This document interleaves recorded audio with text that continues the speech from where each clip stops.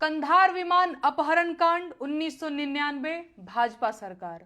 कारगिल युद्ध 1999 भाजपा सरकार। संसद पर आतंकी हमला 2001 भाजपा सरकार। अक्षरधाम मंदिर पर आतंकी हमला 2002 भाजपा सरकार। अमरनाथ यात्रियों पर आतंकी हमला 2002 और 2017 दोनों बार भाजपा सरकार। गोधरा कांड 2002 भाजपा सरकार। पठानकोट आतंकी हमला 2016 भाजपा सरकार। उरी आतंकी हमला 2016 भाजपा सरकार। पुलवामा आतंकी हमला 2019 भाजपा सरकार। पहलगाम आतंकी हमला 2025 भाजपा सरकार। देश में अब तक के सारे बड़े आतंकी हमले भाजपा की सरकार में हुए हैं और भाजपा की सरकार आते ही देश और देशवासी सभी खतरे में आ जाते हैं। बिहार चुनाव करीब है और देश में जैसे ही चुनाव करीब आते हैं कहीं ना कहीं आतंकी हमला हो ही जाता है और युद्ध के बादल घिर जाते हैं। पहलगाम हमले के बाद से ही सरकारी कवियों ने पाकिस्तान के खिलाफ मोर्चा खोल दिया है और वीर रस की कविताएं पढ़ना शुरू कर चुके हैं। अब इन्हें पाकिस्तानियों के कटे हुए सिर चाहिए। ठीक है, तो कौन जाएगा पाकिस्तानियों के सिर काटने? ये कवि जाएंगे या भाजपा के नेता जाएंगे या अंधभक्तों के भगवान खुद पाकिस्तान जाएंगे सिर काटने? दरअसल इनमें से कोई नहीं जाएगा। अगर युद्ध हुआ तो देश के गरीब किसानों के बेटे जो फौज में सिपाही बनकर भर्ती हुए हैं वो आगे भेजे जाएंगे।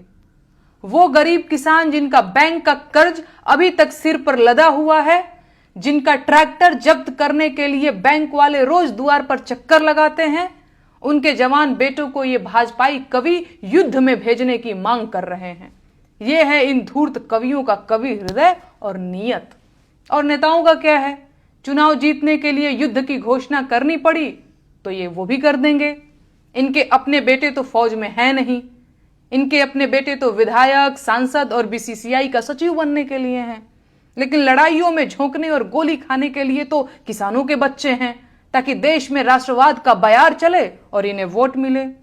संसाधन देश के खर्च होंगे, बेटे किसानों के मारे जाएंगे। ये है युद्ध की असलियत और इसीलिए इन नेताओं और उनके चापलूसों को युद्ध की जल्दी है।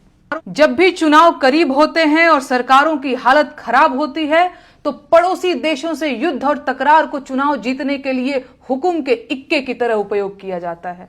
इसीलिए भाजपा के नेता और उनके चापलूस पूरी ताकत लगा रहे हैं कि किसी भी तरह से पाकिस्तान के साथ युद्ध शुरू हो जाए। लेकिन कोई माई का लाल ये नहीं पूछ रहा है कि कश्मीर जैसी संवेदनशील जगह पर 2000 पर्यटकों की सुरक्षा के लिए एक भी सुरक्षा कर्मी मौजूद क्यों नहीं था। हमला आतंकियों ने किया है तो आतंकियों को चुन चुन कर मारिए, लेकिन आतंकियों को मारने की बजाय पाकिस्तान से युद्ध ठान लेना देश के हजारों सैनिकों की जान जोखिम में डालना है। जिस क्रूर आतंकी हमले को वजह बताकर पाकिस्तान से युद्ध करने की बात की जा रही है, उस आतंकी हमले में किसी भाजपा के मंत्री ने अपनी चूक क्यों नहीं मानी? देश के गृह मंत्री ने अपना इस्तीफा क्यों नहीं लिखा? और प्रधानमंत्री को हमले के तुरंत बाद आतंकियों को धमकाने के लिए बिहार में रैली करने की क्या जरूरत पड़ गई? ये सवाल मीडिया कभी नहीं पूछेगा और सरकार इन्हीं सवालों से मुंह छुपा रही है। इसीलिए अंधभक्त इन्हीं सवालों को पूछने पर मुझे धमकियां और गालियां दे रहे हैं। लेकिन मैं ये सवाल पूछूंगी, पूछती रहूंगी, क्योंकि मैं अपने देश को युद्ध की आग में नहीं झोंकने दे सकती। ये देश आपका अपना है, इसे युद्ध से बचाइए।